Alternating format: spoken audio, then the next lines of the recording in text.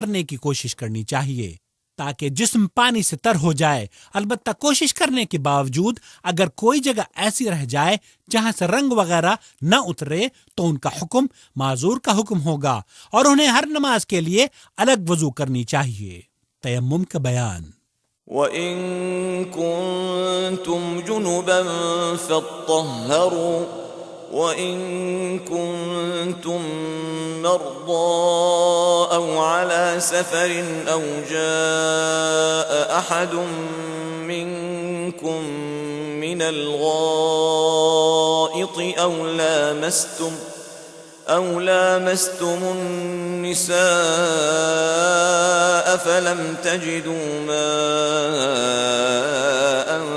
فَتَيَمَّمُوا صَعِيدًا طَيِّبًا فَامْسَحُوا بِوُجُوهِكُمْ وَأَيْدِيكُمْ مِنْهُ مَا يُرِيدُ اللَّهُ لِيَجْعَلَ عَلَيْكُمْ مِنْ حَرَجٍ وَلَكِنْ يُرِيدُ لِيُطَهِّرَكُمْ وَلِيُتِمَّ نِعْمَتَهُ عَلَيْكُمْ لَعَلَّكُمْ تَشْكُرُونَ۔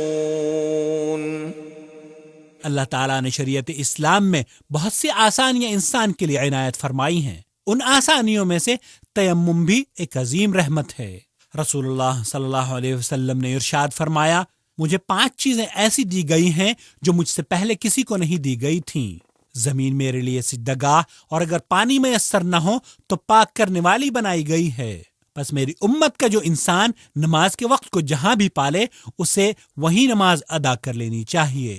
اے مسلمان بھائی، یہ بات بھی جان لیجئے کہ تیمم مقیم اور مسافر دونوں کے لیے پانی نہ ہونے کی صورت میں یا پانی ناکافی ہونے کی صورت میں یا اگر کسی بیماری کی یا خوف کی وجہ سے پانی نہ استعمال کر سکتا ہو تو ان حالات میں تیمم جائز ہے۔ تیمم کا طریقہ: بسم اللہ کہہ کر دونوں ہتھیلیوں کو زمین، مٹی یا ریت پر مارے اور ترتیب سے پہلے ہاتھ چہرے پر پھیرے اور پھر داہنے ہاتھ کو بائیں ہاتھ پر اور بائیں ہاتھ کو دائیں ہاتھ پر پھیرے۔ چہرے پر ہاتھ اوپر کی جانب سے نیچے کی طرف پھیرنا چاہیے۔ رسول اللہ صلی اللہ علیہ وسلم نے فرمایا، اگر کوئی شخص مکمل وضو کر کے یہ دعا پڑھ لے، اشہد ان لا الہ الا اللہ وحدہ لا شریک لہ واشہد ان محمدا عبدہ ورسولہ، تو اس کے لیے جنت کے 8 دروازے کھول دیے جاتے ہیں کہ جس سے چاہے داخل ہو جائے۔ اسے صحیح مسلم نے روایت کیا ہے۔ اللہ تعالیٰ کی بے شمار رحمتوں میں سے ایک رحمت مسلمانوں کے لیے اذان بھی ہے، جو 5 وقت انہیں اپنے رب کی عبادت اور فلاح و کامرانی کی طرف دعوت دیتی رہتی ہے۔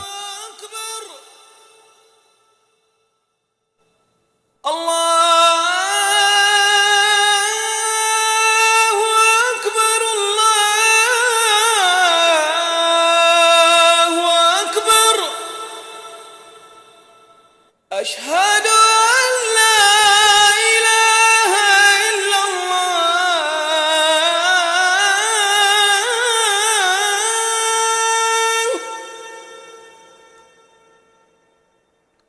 أشهد أن لا إله إلا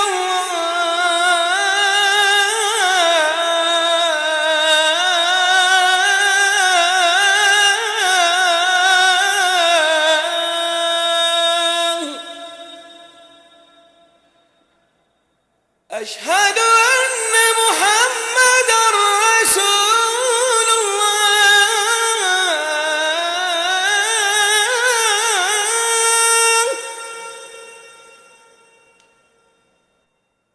أشهد أن محمد۔ اذان کا جواب دینا مسنون عمل ہے اور اس کا طریقہ یہ ہے کہ جو کلمات مؤذن کہے وہی تم بھی کہو، سوا حی علی الصلاح اور حی علی الفلاح کے وقت، کیونکہ جب مؤذن یہ الفاظ کہے تو لا حول ولا قوت الا باللہ کہنا چاہیے۔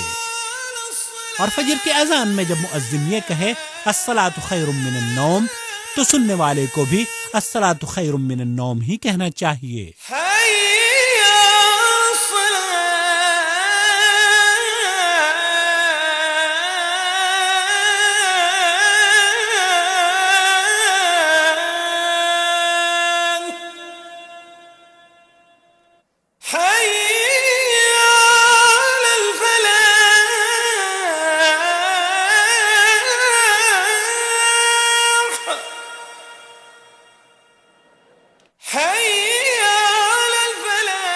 واضح رہے کہ تکبیر کا حکم بھی مثل اذان ہی ہے۔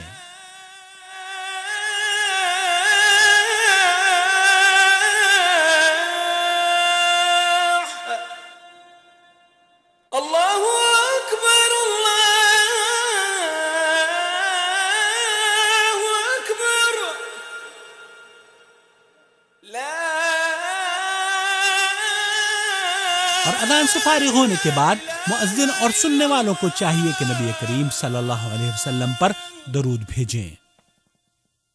حضرت جابر رضی اللہ تعالی عنہ سے روایت ہے، نبی کریم صلی اللہ علیہ وسلم نے ارشاد فرمایا، جس شخص نے اذان سن کر یہ کلمات کہے، اللہم رب هذه الدعوة التامة والصلاة القائمة آت محمدا الوسيلة والفضيلة وبعثه مقاما محمودا الذي وعدته، تو قیامت کے دن ان کی سفارش کرنا میرے ذمہ ہوگی۔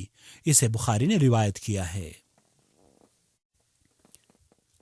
نماز، رسول اکرم صلی اللہ علیہ وسلم نے نماز کو جنت میں جانے کی ضمانت قرار دیا ہے۔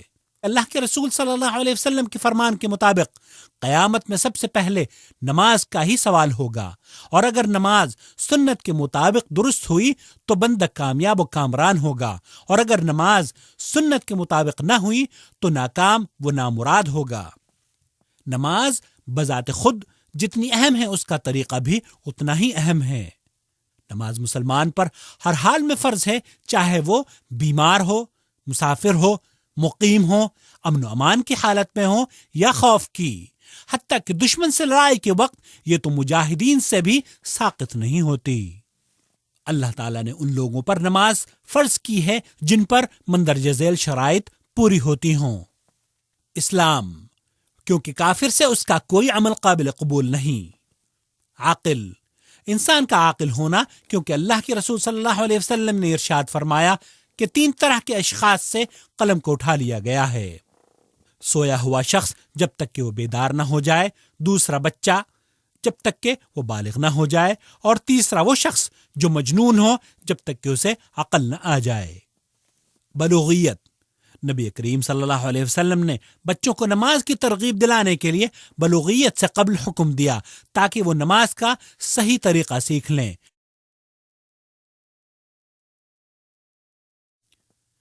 حیض اور نفاس سے پاک ہونا، دخول وقت سے قبل نماز قبول نہیں ہوتی۔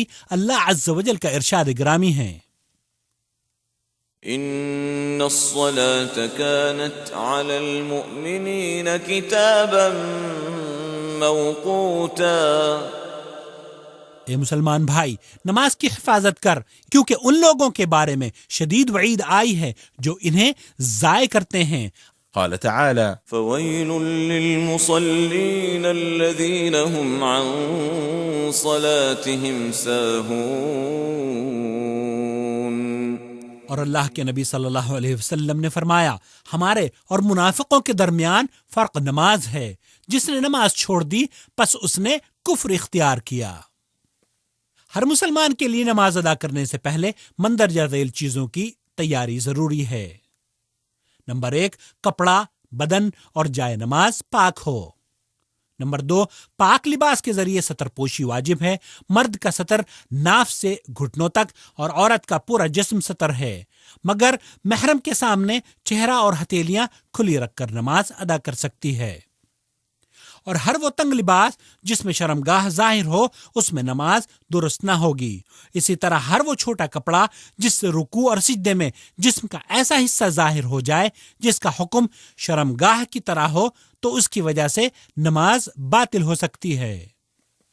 میرے دینی بھائی، یہ بھی جان لیں کہ ننگے سر شخص کی نماز درست ہے، اگرچہ بہتر یہ ہے کہ پوری طرح سے زینت اختیار کی جائے۔ یا بنی آدم خذوا زینتکم عند کل مسجد۔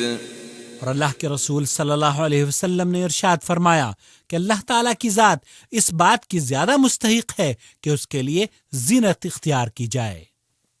نمبر 3، جس قدر ممکن ہو قبلے کا استقبال کرنا چاہیے، جیسا کہ فرمان الہی ہے، ومن حيث خرجت فول وجهك شطر المسجد الحرام وحيث ما كنتم فولوا وجوهكم شطره.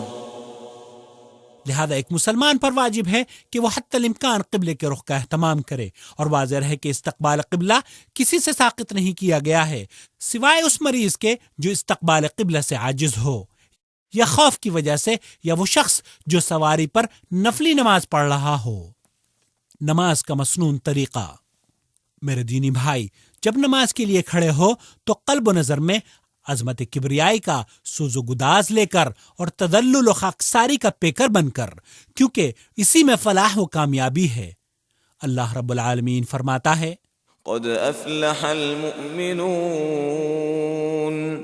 الذين هم في صلاتهم